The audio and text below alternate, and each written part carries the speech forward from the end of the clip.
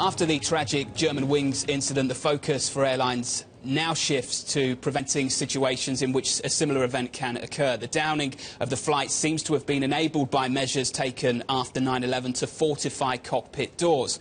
I'm pleased to say joining us now for more is Tomas, Hesthammer, Director of Operations at Norwegian. The airline is among those changing procedures so that a commercial pilot cannot be left alone in the cockpit. Tomas, great to have you with us this morning to get some of your insight. I guess my first question would be to you is that this has been a US requirement for a while. Why was Europe behind the curve?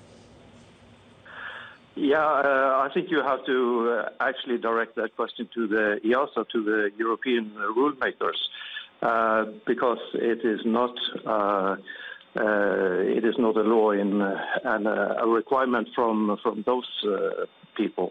So, but we have in Norwegian we have thought about this for a little while now, and actually when this was known to us, the factor of the accident for 2 days ago, then we decided to actually put a little more pressure on what we already had been working on. So we actually implemented a new rule yesterday evening, stating that a cockpit crew member should never be left alone in cockpit, even though if the other pilot has to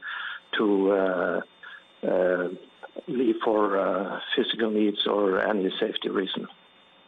Tomas, I understand this has to await regulatory approval. What do the regulators actually have to approve? What would they be worried about? Yeah, difficult question, actually. But seen from our point of view, it is a general rule that cockpit should be operated by two pilots. And one of them can occasionally leave for physical needs or safety reasons. But the thing is, when that pilot is alone, he has nobody to help him, nobody to look after him in a way, because we can. I don't think the suicidal perspective is very. It's quite odd, and the thing which is more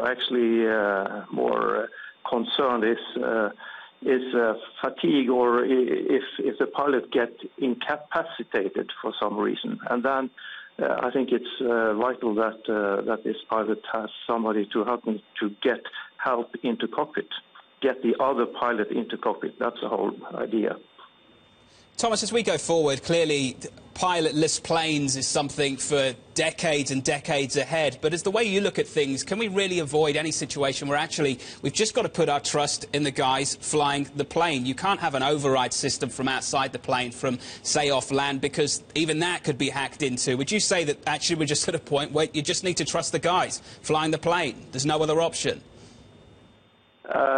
Basically, you're right. I don't see any option, but so when we pick our pilots, we definitely have to be careful of what kind of pilots we are recruiting. But I must also remind you that this is a very odd situation. So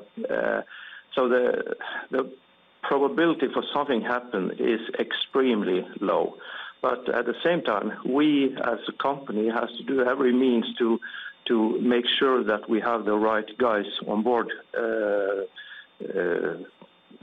of sitting in cockpit and administrating the flight.